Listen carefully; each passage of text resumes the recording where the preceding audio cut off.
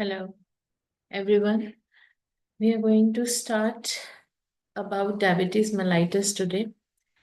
Diabetes mellitus is a group of metabolic diseases characterized by very high blood sugar levels, which is also referred to as hyperglycemic states. In patients with hyperglycemic states, you will see there is insufficient production of insulin. Now, normally, blood glucose levels are tightly controlled by insulin that is produced by beta cell in pancreas. And in hyperglycemic state, spillage of glucose into the urine is there. Hence, the term in diabetes sweet urine is also used.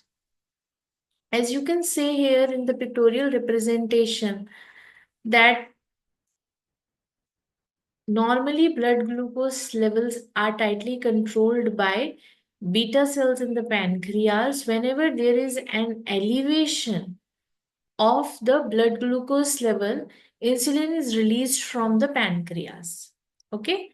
Now, insulin released by the beta cells of the pancreas, and this is acting upon the fat cells that will take up the glucose from the blood to normalize the blood glucose levels. But what is happening in the patient with the diabetes mellitus condition? There is an absence of insulin, or this insulin is insufficient, which is resulting in high blood glucose levels. How this blood glucose is regulated? Glucose is the key regulator for insulin secretion by beta cells of the pancreas. Whenever there is an elevation of the blood glucose, insulin is released, and this will act upon the fatty cells to normalize the blood glucose levels. When the blood glucose level is decreased, glucagon is released from the pancreas. That will help aid in increasing the blood glucose levels. Now, insulin and carbohydrates influences this insulin secretion, and regulation of the blood glucose level is also affecting the glucose metabolism in many tissues. For example, liver, it is resulting in inhibition of glycogenolysis, inhibiting gluconeogenesis, stimulating glycogen synthesis, increasing glycolysis. However, in muscle, it is resulting in stimulation of the glycogen synthesis and glycolysis with increased glucose uptake by the muscles.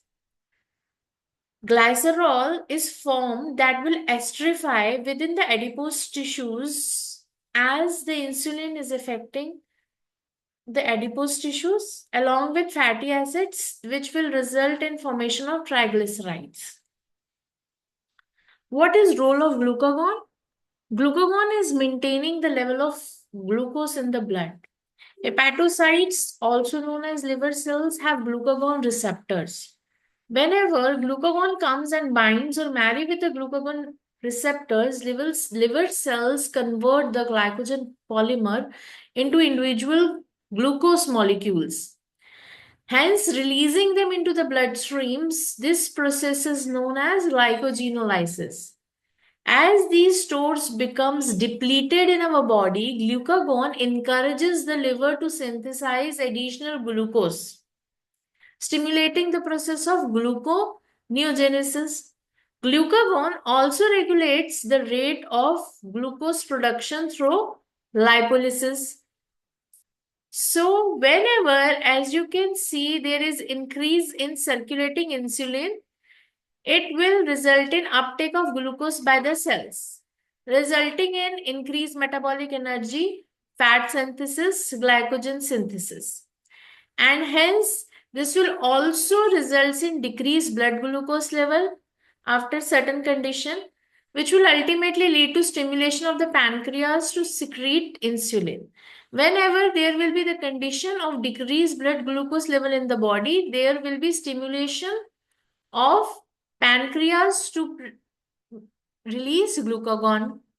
Now, increased circulating glucagon is affecting the liver to break down the glycogen, which is ultimately releasing the glucose in the body. That's how the glucose is regulated.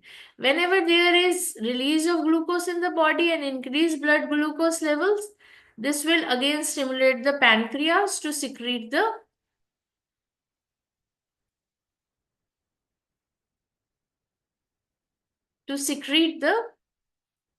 insulin. Most of the cases of diabetes mellitus fall into three broad categories: type 1, type 2, and type 3, which we will discuss in the next video.